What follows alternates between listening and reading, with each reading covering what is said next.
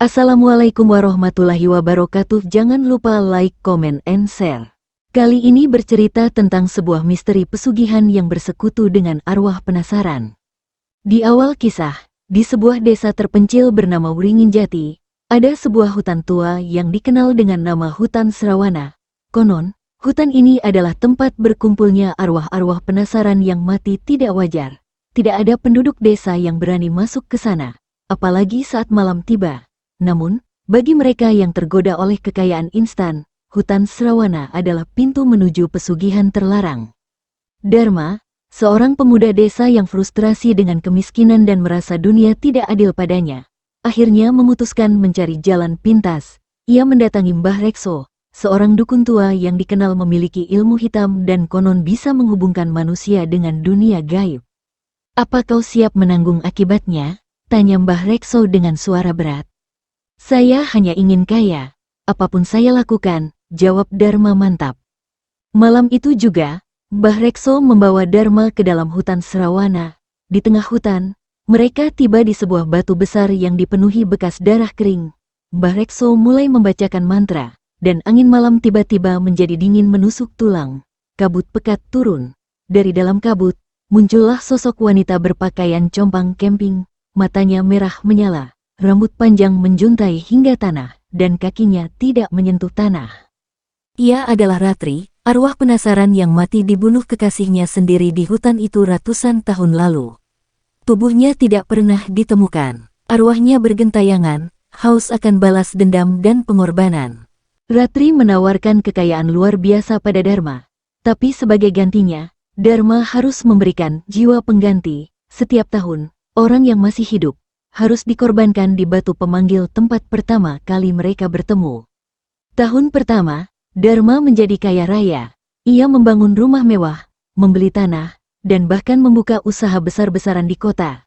Tapi untuk mempertahankan itu, ia harus terus memberi tumbal. Tahun demi tahun berlalu, korban-korban Dharma hilang secara misterius, orang-orang desa, bahkan sanak saudaranya sendiri.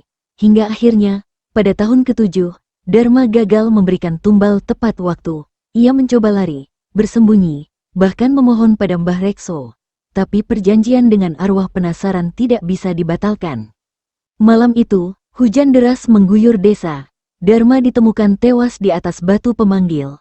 Matanya melotot, mulut terbuka lebar seperti sedang menjerit, dan tubuhnya kaku seolah membatu. Tidak ada luka luar, tapi tubuhnya dingin seperti es, dan wajahnya menghitam. Sejak itu, suara jeritan Dharma sering terdengar di hutan Srawana setiap malam Jumat Kliwon. Orang-orang percaya, Dharma kini menjadi bagian dari hutan, bergabung dengan para arwah penasaran, menunggu manusia serakah. 7 tahun berlalu sejak kematian mengerikan Dharma. Desa Wringinjati mulai tenang. Namun bisik-bisik tentang arwah penasaran dan pesugihan di hutan Srawana masih mengendap di antara penduduk. Rumah besar milik Dharma terbengkalai, ditinggalkan begitu saja. Meski harta bendanya masih tersisa di dalam, tak seorang pun berani menyentuhnya.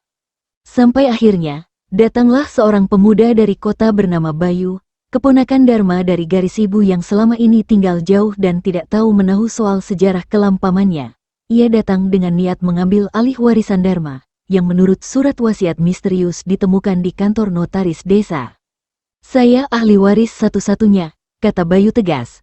Walau dalam hati ia merasa aneh, surat itu datang tanpa nama pengirim, dan ditulis tangan dengan tinta merah, seperti darah yang mengering. Penduduk memperingatkan Bayu, terutama Bu Lasi, tetua desa. "Leluhur kami bilang, rumah itu bukan sekadar rumah, itu kuburan janji yang tak bisa diingkari." Tapi Bayu tak percaya tahayul. Ia pindah ke rumah Dharma, membersihkannya, dan bahkan berniat menjual beberapa perhiasan emas dan tanah yang diwariskan. Namun, sejak ia menapakkan kaki di rumah itu, gangguan demi gangguan mulai terjadi. Malam pertama, Bayu mendengar langkah kaki dari loteng, padahal rumah itu tak berpenghuni selain dirinya. Malam kedua, ia bermimpi didatangi sosok wanita berambut panjang, yang berdiri diam di ujung ranjang sambil menatapnya dengan mata merah menyala. Namun gangguan paling nyata datang di malam ketiga, saat ia menemukan sebuah buku catatan di bawah lantai kayu ruang kerja Dharma. Catatan itu penuh tulisan tangan, berisi jadwal pengorbanan, nama-nama korban, dan janji yang harus diteruskan oleh pewaris. Di halaman terakhir, hanya tertulis satu kalimat. Jika kau tak melanjutkan, maka kaulah yang akan menjadi tumbalnya. Bayu mulai ketakutan. Ia mencoba membakar buku itu, tapi apinya selalu padam sendiri. Ia ingin meninggalkan desa, tapi mobilnya tak bisa dinyalakan, ban motor bocor, dan setiap orang yang ingin menjemputnya selalu tersesat, walau memakai GPS. Pada malam Jumat Kliwon berikutnya, suara gamelan dan tangisan samar terdengar dari arah hutan. Bayu yang tak tahan lagi akhirnya memutuskan untuk pergi ke hutan Serawana, membawa buku itu, dan berharap bisa mengakhiri semuanya. Tapi hutan itu tak seperti hutan biasa, pohon-pohonnya seakan hidup, kabut tak pernah naik, dan suara-suara dari masa lalu berbisik di telinganya. Di tengah hutan, ia menemukan batu pemanggil, dan, Ratri, warisan itu bukan emas, bisik Ratri, warisan itu darah. Bayu pun dihadapkan pada pilihan yang sama seperti pamannya dulu, melanjutkan pesugihan dan memberikan tumbal.